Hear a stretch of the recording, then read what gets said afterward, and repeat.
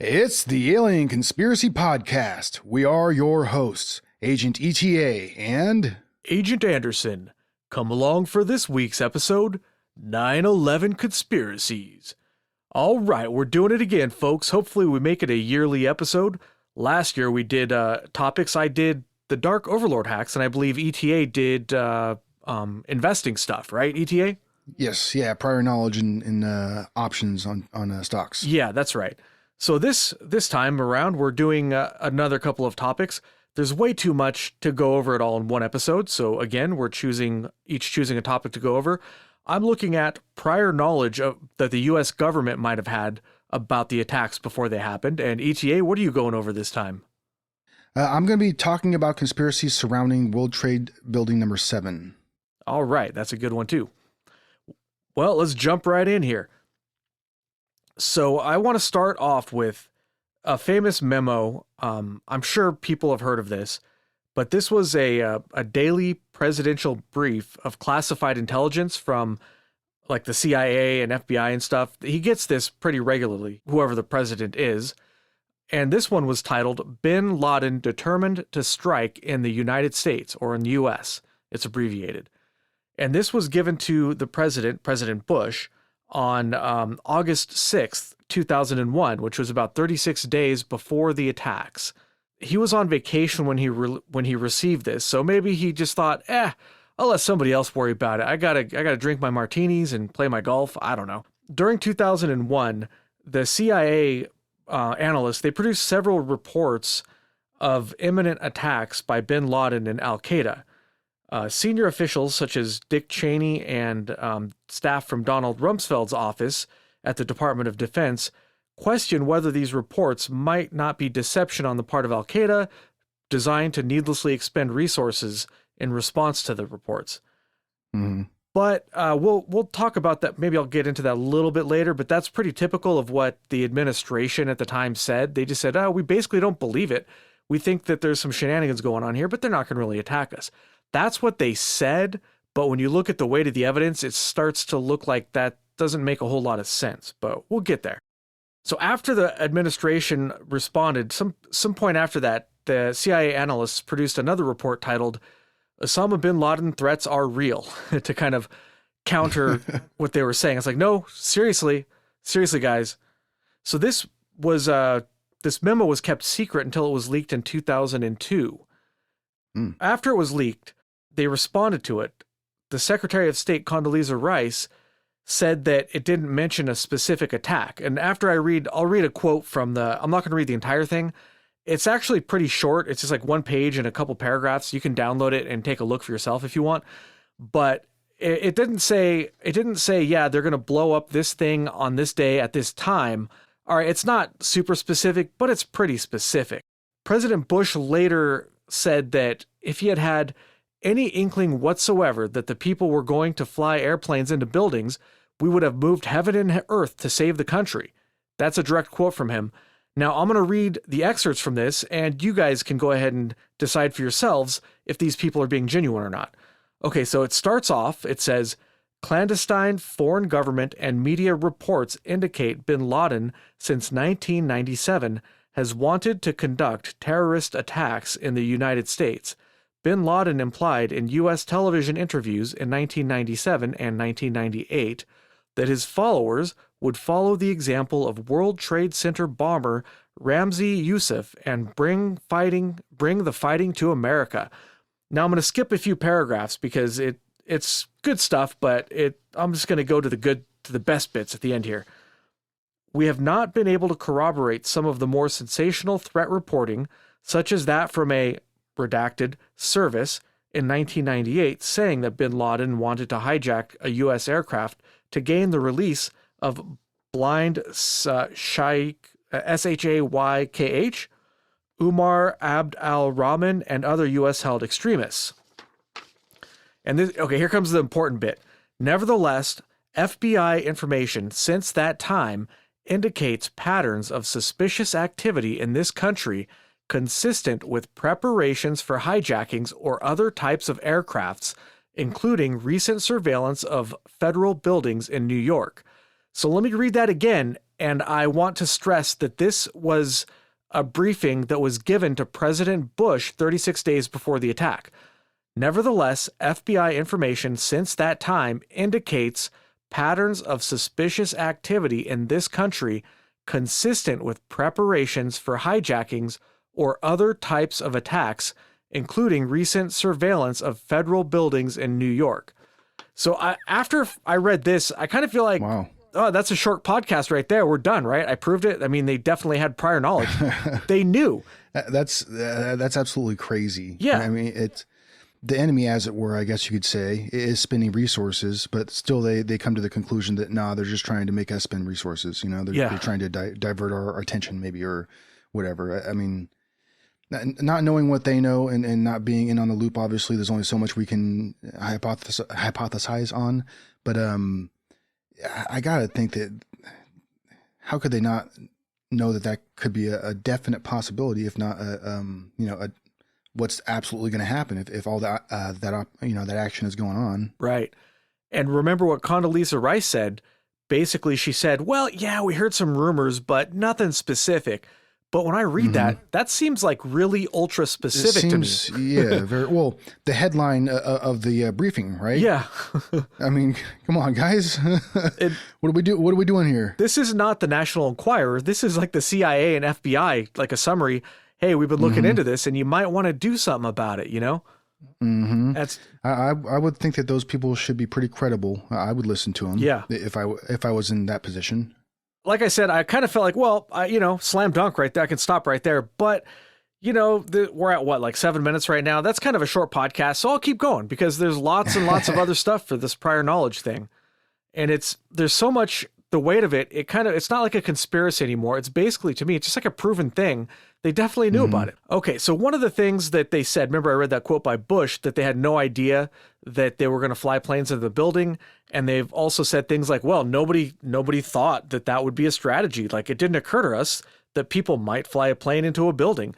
And I believe ETA and I have discussed this before on the show with things like the Lone Gunman, where there was a plot on the pilot episode where somebody tried to fly an airplane into the World Trade Center. Well, and there's also a former conspiracy that was derived by the CIA during the Kennedy administration. I believe it was after the Bay of Pigs incident in Cuba. But they, so basically what they're trying to do was get the public's support in a war against Cuba, or potentially a war against Russia if it happened, right? Yeah. So they had planned on actually flying planes into the Empire State Building, and to as a mock terrorist attack. So that's actually been planned by our government before. Right. Yeah. And that's the government that planned to do it. And the only reason it didn't happen, they had the plans drawn up and ready to go. They brought them to JFK, who was the president at the time. And he said, nope, I'm going to give you a hard pass on that one. So it didn't end up happening. But yeah, people in our government were willing to do this. And if there had been a different climate or a different president in power at the time, it very well could have happened. It would have happened. I'm not going to say this president or that president would have done it, because I don't know. But the fact is, there are elements in our government absolutely willing to pull something like that off. Oh, absolutely. Yeah. There's all sorts of different reasons why people are in politics. Yeah. Some of them are there for greed. Some of them are there for greed and power, control. Some of them are part of clandestine, organizations that are, they have certain goals they're trying to reach, I think. Yeah, for sure. So another thing, there's actually proof. We know for a fact that our government was expecting this sort of an attack, because just one of many examples, NORAD had run multiple training exercises simulating a hijacked civilian airliner crashing into targets like the World Trade Center. And the NRO had an exercise scheduled for 9/11 for that very, very thing, which, you can't really say it any stronger than that. Like, we were practicing this scenario. They definitely had considered it. So what, Yeah. And they had a lot of military drills going on that day, which is a very popular story, a very wide known story, relating to that day, those attacks. Yeah. Is that the air control operators, they had to confirm over and over, is this a real world situation or is this training? You know, like Yeah, they thought it was, at first some people thought it was part of that exercise. And well, I think that's a topic for next time maybe, because that's a whole thing by itself worth looking into. Yes, it is. All right, so next I'm going to talk a little bit about something called the Phoenix Memo. This was sent to FBI headquarters on July 10th, 2001 by Special Agent Kenneth Williams. He recommended making a worldwide list of aviation schools. And he was stationed in Phoenix, Arizona, and he was investigating a flight school where there were students with terrorist links learning how to fly airplanes there. And here's a quote from him, why he wrote the memo. He said, he wrote it to advise the Bureau and New York of the possibility of a coordinated effort by Osama bin Laden to send students to the United States to attend civil aviation universities and colleges. Phoenix has observed an inordinate number of individuals of investigative interest who are attending or who have attended civil aviation universities and colleges in the state of Arizona. So, I mean, red flag a bit, a little bit. Mm-hmm. The recommendations of Williams were supposedly ignored and they did not get passed up the chain of command. I'm not sure what kind of government would say, don't worry about it. They're just, they're not real terrorists. They're just, whatever. They're little, I can't imagine what they would say to not pay attention to that, but yeah, either somebody dropped the ball big time or it was purposely just pushed off to the side or ignored. Yeah, we'll talk a little bit more about that topic in just a moment. The Phoenix Memo became the subject of another communique in 2002 when FBI agent Colleen Rowley took advantage of the Federal Whistleblower Protection Act provisions to inform FBI Director Robert Mueller that his public statements about lack of advanced knowledge by the Bureau have no basis in facts. In her memo, Rowley wrote about the alleged suppression of the investigation concerning Zacarias Massari. And like I said, we could do a whole episode on the on the Agent Colleen Rowley deal by itself. But time and time again, when I was looking into this, a lot of people have come out and said that not just were their investigations ignored, but they were actually suppressed. And that's a little bit different than incompetence or just not believing that it can happen. Act of suppression, saying, no, you're not allowed to look into this, that's a little different, I think. It paints a different picture. Mm-hmm. So here's a quote I found from Cofer Black, the chief of CIA counterterrorism. He said, "It was very evident that we were going to be struck. We were going to be struck hard, and lots of Americans were going to die." And according to him, the Bush administration was warned multiple times of the threat, but ignored the warnings. He further says, "To me, it remains incomprehensible still. I mean, how is it that you could warn senior people so many times and nothing actually happened? It's kind of like the Twilight Zone."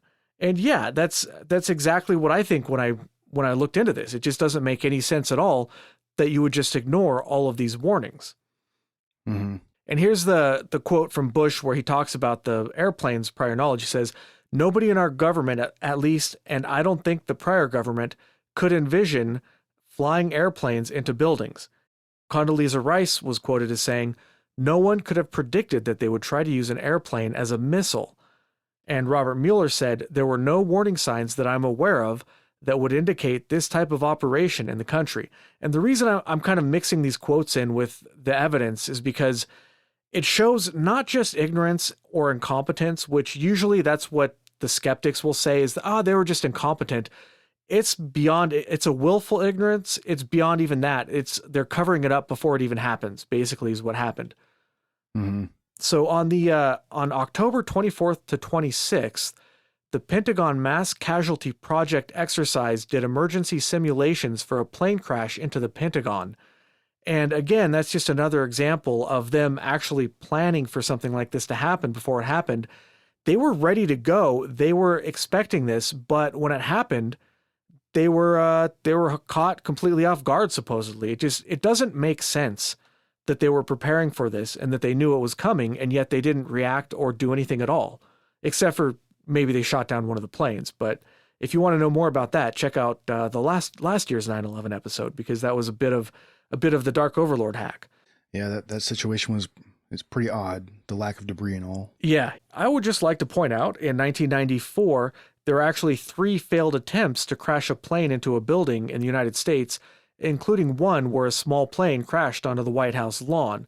And again, just another little bit of evidence that, yeah, they knew this sort of thing was possible. And not only was it possible that, like ETA said, we'd planned it, other people had tried it before.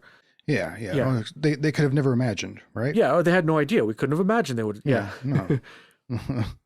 Now, the 9/11 Commission, hey, they just, they did such a good job investigating this. They said the threat of terrorists hijacking commercial airliners within the United States and using them as guided missiles was not recognized by NORAD before 9/11, despite the fact that NORAD had plans and had conducted multiple simulations of exactly that. Yep. We also got reports from other foreign governments such as France, Germany, UK, Israel, Jordan, Italy, Afghanistan, Egypt, Morocco, and Russia. These reports warned that an attack inside the United States was going to happen soon. So in January of 2001, French intelligence warned the USA of a plot with Al-Qaeda that there were plans to hijack airplanes and crash them into buildings. Now, this wasn't just people having a beer and kind of, shooting the crap. This was actually an official communication between the French government and the United States government. They warned us specifically that the terrorists were planning to hijack planes and crash them into buildings. In March 2001, the Italian intelligence organization communicated with the United States government. They had wiretapped the cell phones of an Al-Qaeda cell in Milan, and they warned us that they were planning a large-scale attack using aircraft. That's pretty goddamn specific, if you ask me. All right, Fast forward to July, the Jordanian intelligence agency also warned of an attack. Also in July, the Egyptian intelligence agencies warns the CIA that 20 Al-Qaeda operatives were in the United States and some were at flight training. That's pretty damn specific. Yeah. And combine that with the FBI agent who also was, watching those people in Phoenix who were training. And it all just sort of starts to add up here. Anyways, in August, Mossad, that's Israel's intelligence service, they gave the CIA a list of 19 terrorists living in the United States and said that they were planning an attack. That's probably nothing. Also in August, the United Kingdom warned 3 times of an Al-Qaeda attack, including airplane hijackings. So, I mean, again, all these intelligence agencies, they're all saying the same thing. In September, just before the attacks, Egypt warned that Al-Qaeda is in the late stages of an operation against a target in the United States. And also, I couldn't find out exactly when, but at some point, United States allies in Afghanistan also warned us that something was going to happen. So those are the ones I could find from foreign intelligence agencies giving us a warning. And it's not like it was just 1 or 2 of them, or it was somebody unreliable or whatever. It was a lot, like all of our major allies who had the ability to warn us about this did. And they warned us. They didn't just say, there's some rumors that something's going to happen. They were very, very specific about what was going on, even to the point of, saying that we have them in their training for at airplane schools, training to fly airplanes and stuff like that. Yeah. It's very specific what they're telling them. Yeah. Next up, I'm going to talk about a little operation called Able Danger. This was a classified military intelligence program that started in October of 1999. This program identified Mohammed Atta and 3 other hijackers before the attacks. And we didn't learn about this until 2005, I believe, when Congressman Kurt Weldon, he spoke to the House on June 27th of 2005. He said, "Mr. Speaker, I rise because information has come to my attention over the past several months that is very disturbing. I have learned that, in fact, one of our federal agencies had, in fact, identified the major New York cell of Mohammed Atta prior to 9/11.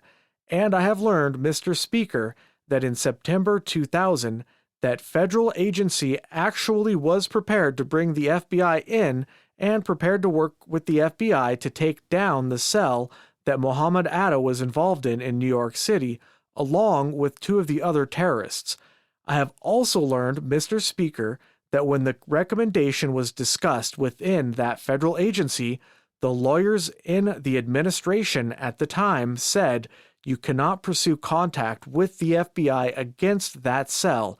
Mohammed Atta is in the U.S. on a green card, and we are fearful of the fallout from the Waco incident.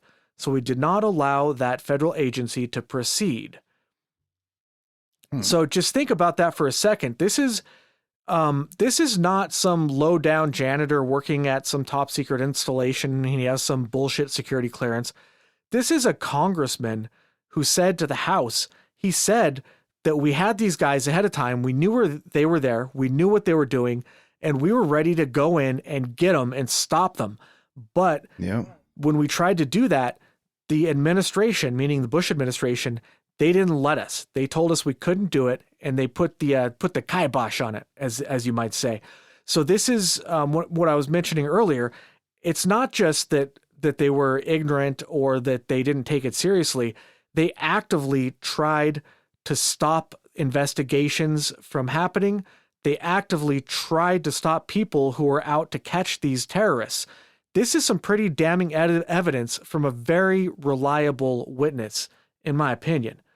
And I mean, again, like I could just do just that one quote and just, and say done and call it an episode. But hey, why not pile more onto the fire here? And just to follow that last quote up, the 9/11 Commission claimed that it didn't get any info on Abel Danger, even though the Congressman Weldon said that they did get it. In other words, the 9/11 Commission is lying, or Weldon's lying, and who do you think's more believable in this context? For me, it's probably not the 9/11 Commission if you know anything about them. Yeah. But who knows? Maybe Weldon is, putting his entire political career at jeopardy here and just kind of making stuff up about the most remarkable or most important attack on United States soil in our lifetimes. Yeah, he said it on record. Yeah, sounds believable, I guess. There were some other whistleblowers that came forward. There's actually quite a few. I'm not going to mention all of them because, for one thing, it'd just take too long.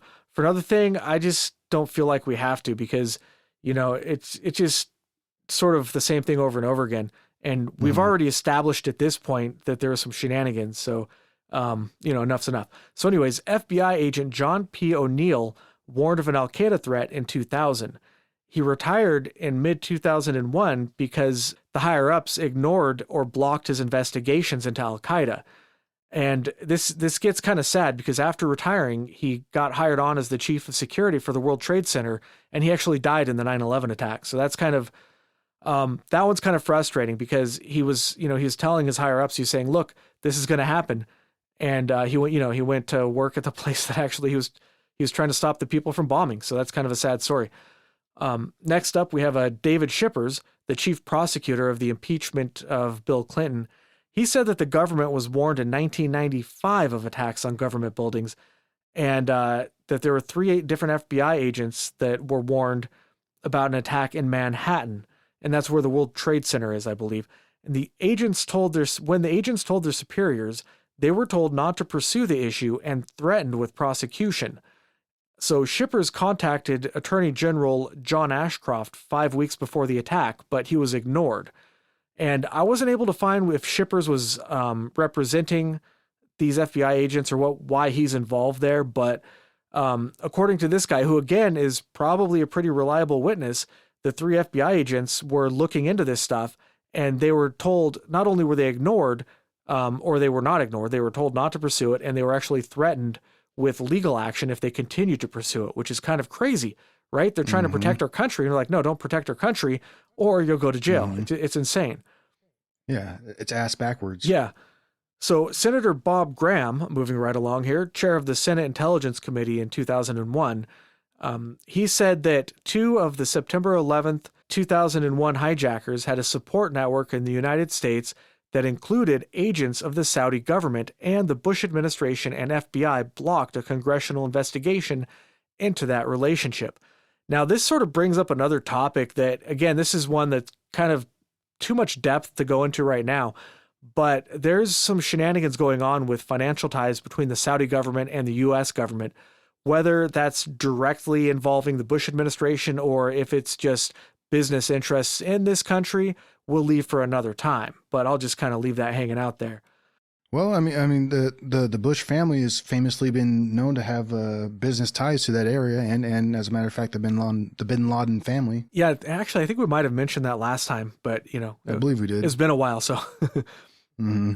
Senator Bob Graham, this is, again, he said that the details of the financial support of the terrorists from Saudi Arabia were blocked from release from the Bush administration.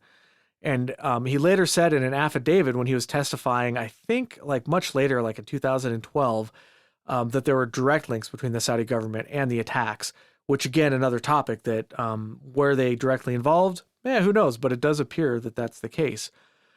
And I found, just to sort of tie up this whole section, according to CBS News, I found a report from them where they said, this is a quote here, 2 of the September 11th hijackers who lived in San Diego in 2000 rented a room from a man who reportedly worked as an undercover FBI informant.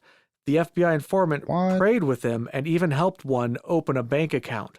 So here again, we have proof of direct involvement. And this, I put it in this section because it's related, but it's, CBS, especially in hindsight, all news outlets to me are not really that reliable. I don't trust them one bit. Yeah. Whether very suspect. Left, right, center, I don't care who they are. A lot of them just make stuff up and it's hard to believe, but it's still an interesting quote, so I kept it in. Mm. The last thing I want to cover is when the attacks were happening, they identified the hijackers very, very quickly.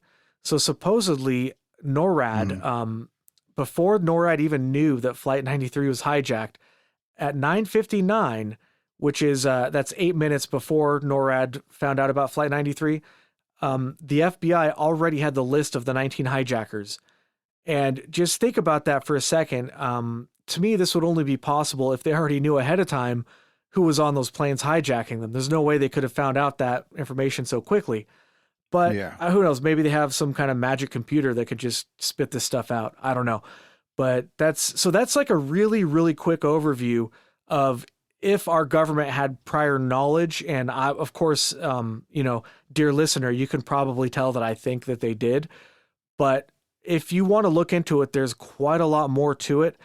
But I wanted to kind of keep it short and simple. And also, you don't need to prove it 15, 20, 30, 40 times. You only need to prove it once. And I think we have plenty of reliable evidence here that I just put out, reliable witnesses, etc., to prove beyond a doubt, for myself at least, that the Bush administration, everybody in our government, from the lowest FBI agent all the way up to the president, knew this was going to happen before it happened. Even if they didn't know the specific targets, the specific date, and the specific time, they knew that it was going to happen soon. They knew what they were planning and how they were planning to do it. They should have been able to prevent it. So there you have it. They definitely knew about it. They ignored all the warnings and made excuses, and they failed to act. The only two possibilities that I see are either they somehow didn't take the warning seriously or that they let it happen on purpose. With the overwhelming weight of the warnings, it's hard for me to believe that they didn't take it seriously, and the fact that lower-ranked FBI and CIA whistleblowers were threatened with legal and disciplinary action if they pursued investigations into the terrorists, and that all investigations into terrorist activities were blocked or shut down, it becomes shockingly obvious that they knew what was going to happen. They knew it and fought any effort to stop it. All right, well, that's my little bit for this year. Well said, sir. So yeah, my little portion here is World Trade Center building number 7. And there's all kinds of little things surrounding this, little things, big things. Geez, where do I even start? So I guess I'll just start with like a brief history of the building. It was opened up in 1987. I believe it was 47 stories tall. And it was the lease was controlled by Larry Silverstein and Silverstein Properties. And obviously he was the one that also owned the lease for the WTC buildings 1 and 2 as well. And there's a lot of things surrounding that guy. The most famous thing that he has ever said that most people know relating to this topic is pull it, right? Isn't that the quote, pull it, when he said that he was going to pull the building, right? Like, isn't that a demolition term when they say pull it? I believe so. I'm not familiar with that quote, But can we just real quick, in case somebody's not familiar, can we say what the buildings are? So buildings 1 and 2, Oh, those are the tall buildings that everybody's familiar with that got hit by the planes, correct? Yes. Yeah, and building 7, that's a shorter building, like a shorter squatter looking building that was next to those buildings, right? Yeah. It was nowhere near as tall. Obviously, the 1 and 2, I believe, what they're 110 stories or something like that. Yeah, I think so. 111s. Yeah, they're obviously much taller. And according to the official reports, Building 7 was not hit by any airplanes, right? The planes only hit buildings 1 and 2. Correct. Okay. Yeah, correct. So I just want to throw that out there for people who are unfamiliar. Yeah. So the report by NIST, the National Institute for Standards and Technology, what they claim is that the building was hit by falling debris from World Trade Center 1. And it started fires within the building, and the heat from the fires became uncontrollable, and it basically made the steel floor beams and girders fail. I think the term that they used they thermally expanded and lost structural integrity, and then they failed. A couple of the key structure columns failed. So one of the things I want to talk about is the accelerants that were present in the building supposedly. It was a regular office building. Maybe there could have been some secret spots in there where maybe materials were held. I've heard some people theorize about that, but I'm not so. I've never seen any evidence for that myself. Inside that building, we do know that there was actually a CIA office inside that building as well, and supposedly there was databases and stuff with information, all kinds of information, that they had collected. I don't know exactly what was on there. Obviously, they're not going to release that. But I think it's possible that destroying some of the information could have been beneficial to who knows who. You know what I mean? But let me get back to talking about the building itself. The building itself was, what would be described as a standard, steel construction building. It wasn't constructed the same way as World Trade Buildings 1 and 2. They were, everybody knows, a pretty unique design where the outside of the building was a key part of the structural integrity. It wasn't just like steel girders and beams connected together, in a traditional style. So one of the things I want to talk about in particular is an example of a similar type of fire that supposedly happened in a similar type of building. So that building, World Trade 7 Building 7, it only had like paper, office materials, wood from like desks and stuff like that. I would imagine a lot of paper and stuff like that, but there was no like crazy super accelerants or anything like that. In my opinion, and others' opinions as well, I don't think that there was enough heat there to make that building collapse the way it was supposed to have collapsed. Although, you remember last year we talked about there was a document from the Dark Overlord hacks that suggested there were thousands of gallons of kerosene or generator fuel that was stored in Building 7, and it was actually kind of stored there improperly. I hesitate to say illegally. And the official report did say that Building 7 fell because of paper fires. And one possibility is that they said that so that the Port Authority was not liable for the damage. But for more on that, listen to last year's episode. But we don't know 100% for sure. I just wanted to throw that out there as a possibility. Yeah, absolutely. But also if that was the case, then there should have been one hot spot within the building. That the fires were supposedly spread out pretty evenly, and they also said that because if you look at the footage of the way that building collapses, and I know that there's been a lot of debate between many people on it doesn't look like a controlled demolition. It didn't fall into its own footprint. Well, it fell pretty damn close to its own footprint. You know what I mean? And all four of those corners were very even coming down. It wasn't like one side just started collapsing and then everything else followed with it. It was pretty much all at once, and it was at a free fall speed as well. At any rate, there was in 2005, February 12th, actually 2005, there was a hotel fire in Madrid, Spain. And it was the Windsor Tower Hotel. It was a 32-floor hotel, so it wasn't as tall as the WTC 7 building, but it wasn't too far off, but it was a very similar construction of a building, and it had a complete, like, a tower that went completely up in flames, and the thing didn't fail. It held structurally. I mean, obviously everything else was damaged. The building was destroyed. They had to, demolish it.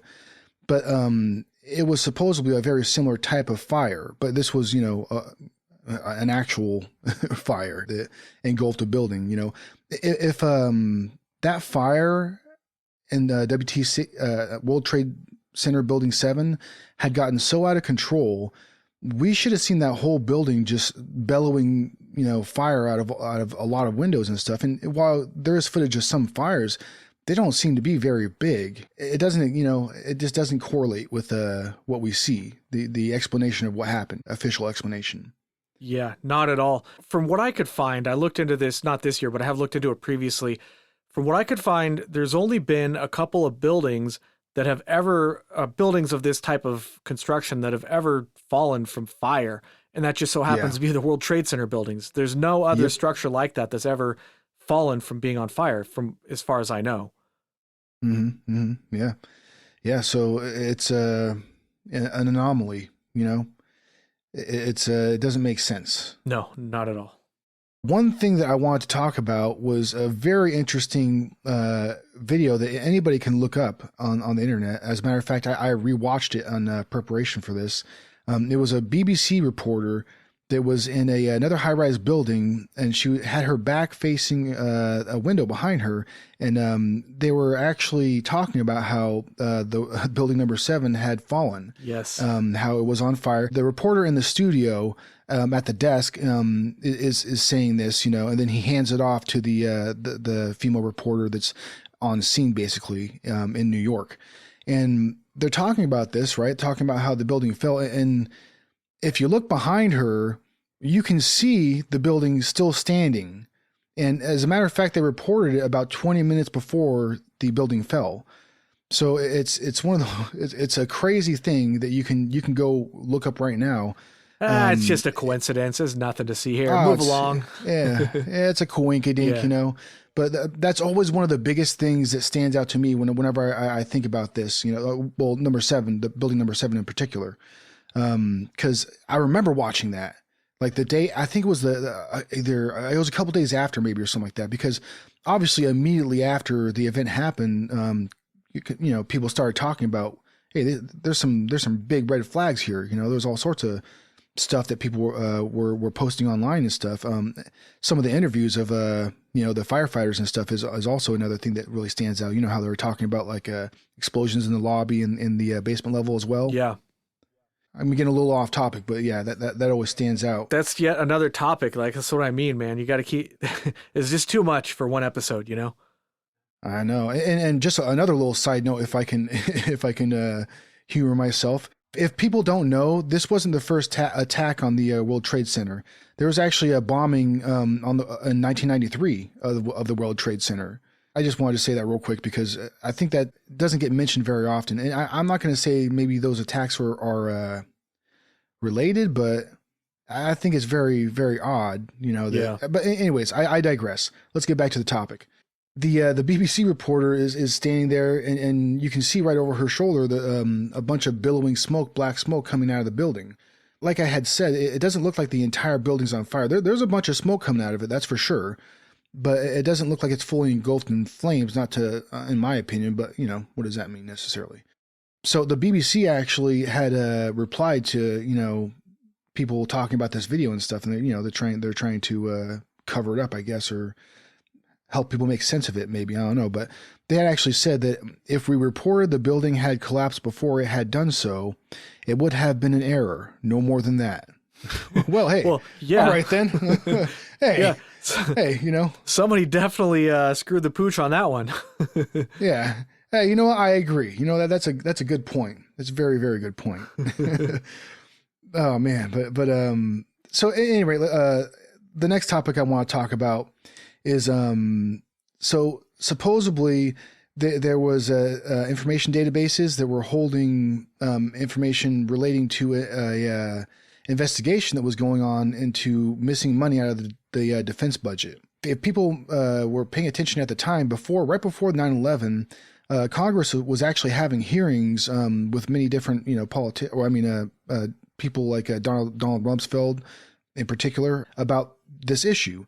And there was supposedly over $2.3 trillion missing from the defense budget. That's a huge amount. They could just print more. No big deal. Yeah. Oh yeah, absolutely. So these databases, and there's more databases that we'll talk about a little bit later as well. Supposedly there was information being held on these databases, and obviously if you're trying to hide something like missing money out of any budget like that, especially the defense budget, and that much money, this might be very beneficial for it to be just completely and utterly destroyed, right? Yeah. Oh yeah. That'll actually lead me to another thing I want to talk about is some of the people who were. I mean, there's a lot of different entities that were housed within that building. The biggest one was Solomon Smith Barney, and they took up a large portion of the building. But there was a lot of other and very important entities within that building as well, like the New York Office of Emergency Management. I mean, that's a pretty important office right there to have up and running during an event like this, right? Mm-hmm. I would think. But there was also the U.S. Secret Service had multiple offices within there. I'm not sure exactly, they have a lot of investigations and stuff as well, but I'm not so sure how relevant that would be, in conjunction with this attack. IRS had offices in there. American Express, their bank, they had a lot of offices in there as well. But the most important one, I think, is the CIA. The CIA supposedly had like I had mentioned before, a large office in there with many databases, and supposedly the FBI was sharing those databases as well. I guess they had their own in there, you know what I mean? And those were the ones that were supposed to have that evidence on them. The next thing I want to talk about is actually a group that is for, I guess some people call them 9/11 truthers, or what, I guess, whatever. And I think that term has kind of been, I don't know, it's been morphed into something that it shouldn't be. It's been bastardized, I guess you could say. It's kind of like one of those terms like conspiracy theorists. You know what I mean? Like when you hear that, when most people hear that term, they think tinfoil hat or something like that. Yeah. You know what I mean? So when you hear 9/11 truther, that's, you think it was an inside job. You always hear these same terms, responded back to people that think that 9/11 might have been not what was presented, I guess you could say. Mm-hmm. One group in particular, I think that's probably the most well-known group, and there's been a couple of them, but Architects and Engineers for 9/11 Truth Incorporated. And that group was actually started by an architect out of San Francisco named Richard Gage. And he founded it because he wanted to get a bunch of people together, people, from those two particular industries, people who have specific knowledge of what had, those buildings and how they should have acted within those attacks. And one of the main things that they're disproving was like stuff like the pancake theory, mm-hmm. Which doesn't necessarily pay too much attention to physics. You know what I mean? Pancakes. Because hey man, pancakes are super sweet, especially blueberry. You name a theory after any food, and I'm in. You got me. You damn Skippy. So I mean that pancake theory doesn't take into account like how much that rubble and that structure should slow down as it's pancaking. That building, both the towers, they fell at damn near free fall speed. Yeah. It was. I don't think it was maybe 1 second off or something like that, free fall speed, if I remember correctly. I don't remember the details, but it was pretty close. It was damn close. It shouldn't have been anywhere near that close if there was a bunch of friction involved. These people have been discredited in the media. Their reputations have been attacked for being quote unquote 9/11 truthers. But when you have groups of engineers and architects, professionals, they're not politicians. They're not people with particular ties to anything that's going to give them motivations to make money. It's a nonprofit group, by the way, so that they're not trying to get rich off of this shit. You know what I mean? They're trying to find truth, and obviously that's in the name too. So to me, it's kind of frustrating that like these guys aren't really listened to very much, and the 9/11 Commission didn't listen to them at all, and they repeatedly tried to gain an audience with them. But these guys are the professionals. They know what the hell they're talking about. These are the people that deal with buildings and structures and the science behind it day to day. These are the people that know the most about it. I think we should listen to them. The thing is, for average people like you and I, if you tell me a building is supposed to fall this way or that way, or it's supposed to jump 10 feet and then fall or whatever, I don't know. I'm not an engineer or a scientist, so I can't make heads or tails of most of this stuff. But these people are engineers and scientists, and they're taking a serious look at this stuff. And you don't necessarily have to agree with them, but they are experts in their fields, and they do have an important voice on this topic, I think. Yeah, oh, absolutely they do. Who else are we going to listen to if not the experts in that particular field, I guess? Well, we could listen to, Donald Rumsfeld and Condoleezza Rice. I mean, Yeah. Well, to quote old Donald there, we don't know what we don't know. Yeah. Is that what he said? Or we can't know what we don't know? I forget. But my favorite quote from that administration has got to be, what is it? Fool me once, shame on you. Fool me twice, you ain't going to fool me again. Is that how it goes? Oh, the classic. Yeah. I've actually seen a picture online of somebody got that tattooed on themselves. I think it was like on their shoulder or something like that. Nice. It was like on a scroll or something. Yeah. Yeah, that's hilarious. There's the thing about Bush, whether or not you think he was a good president, which, I think we're probably making the case here that he wasn't. He does seem like a really likable guy. Like, it'd be fun to have some beers with him. Yeah. I mean, have some beers, hang out, on the ranch over there and clear some brush. Yeah. Right.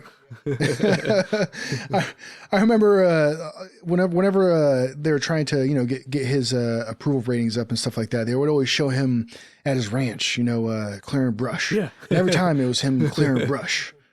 Like, God damn, man, how much brush is out there? Wearing jeans, some boots, and one of those checkered shirts or plaid shirts or whatever, right? Yeah. He's just a country pumpkin. Yeah. He's just salt of the earth. He puts his legs on one pant at a time or whatever. Or, I think I messed that up, but you know what I'm talking about. Yeah, whichever comes first. There's of course a lot more that surrounds this stuff, but I think that's the majority of what I had to talk about. All right. I like getting real specific when it comes to 9/11 because otherwise you just go down so many different rabbit holes and it's really hard to know like how to organize things or how you would talk about it, in relation to each other. It gets real complicated real fast. And there's so many topics we haven't even touched on, like nanothermites and dustifications and all kinds of crazy stuff that people, different theories. But yeah, I guess that's it for this week. Thanks for listening. You can follow the show on Twitter at AlienConPod. We also have an email address, alienconpod@protonmail.com. If you have any questions, comments, theories, or anything at all, we'd love to hear from you. And I think, what do you want to do next week? You want to do Kenneth Arnold? Yeah, I'm done for that. All right, let's do it. I also have a couple in the bag that I haven't edited yet, so I don't know if the next one's going to be Kenneth Arnold, but it'll come up soon.